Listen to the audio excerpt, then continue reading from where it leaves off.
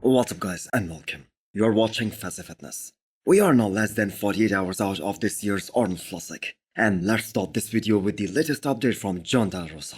Another competitor posing under that same lighting, as we have seen other guys pose in the last couple of days. So Jon is 100% satisfied with how things are looking 2 days out. And there is plenty of time to fill out and get even more drier. So I have to say it is really hard to see him in that top 5. Simply because he will be the odd man out there. If we consider guys like Samdi, Rafael Brandao, Samson Dauda, and James Hollingshead to be the guys in that first call out. All these names that I mentioned above are tall guys. They have huge structure, they are very wide. And Jon though is bringing a very good V-taper and a good back to the show. Him and Hadi Choopan are kinda similar in terms of height. But Jon is just nowhere close to the level of density and muscularity that Hadi Choopan is gonna bring. And of course Hadi is a former Mr. Olympia, so I think that might hurt Jon. Nonetheless, he is super proud of himself. I mean, the man has been competing for more than a decade now, and we can all agree this is looking to be his personal best. Urs Kalecinski finally reveals his physique 3 days out of this year's Arnold.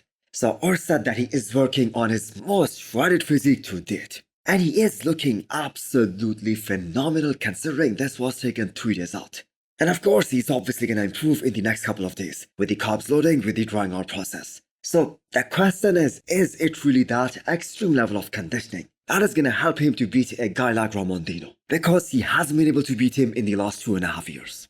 I'm gonna say yes, that is possible. But only if Ramon Dino leaves the door open and he doesn't come in at 100%, which isn't gonna happen. Because looking at Ramon, I have never seen him with this sunken face. He has those chiseled cheekbones. That dead face that he has is as good as it gets.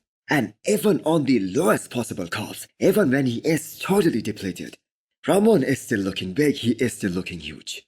So now the thing is, if Urs's back was as good as his front, he could have been way more competitive not just against Ramon Dino, but against Chris Bumstead as well. But unfortunately, that isn't the case for him. Now, he did grow up his back in the last few years to quite some extent. But the thing is, so did Ramon.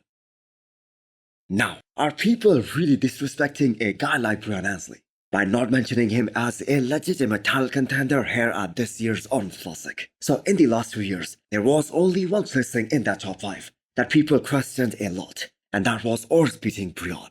And not only just last year, quite a lot of people had Breon beating Urs in 2022 as well. But last year, majority of the bodybuilding fans thought that Breon should have placed ahead.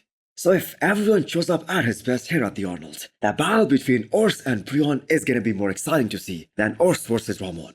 And you never know, Breon might show up at his all-time best and just shock the bodybuilding world. And looking at all his recent physique updates that we have seen from him so far, he has been looking exceptional. Not only just that, he has been looking big as well. So Urs versus Breon, who do you guys have placing ahead?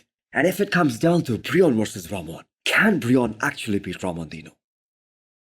James Hollingshead drops a 3 days out update looking dry but full as a house. So they are planning to bring this type of fullness on the stage in less than 48 hours. Keep in mind, this has been James's biggest struggle during his professional career. He deflates and loses his raw factor after cutting out water. And we saw the same thing happen to him at his last contest, which was the Olympia 2022.